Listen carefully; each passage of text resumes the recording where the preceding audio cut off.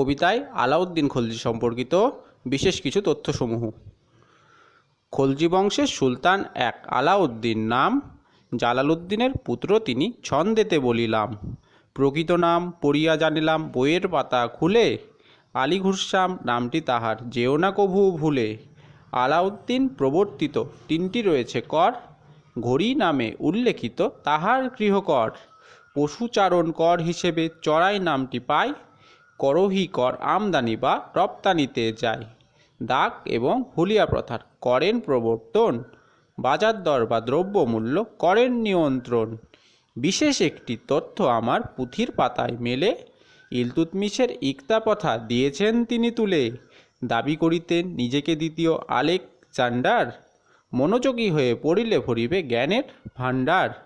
আলাউদ্দিন অসুখী ছিলেন শেষ জীবনের কালে, বিশ্ব থেকে বিদায় তাহার 1316 সালে।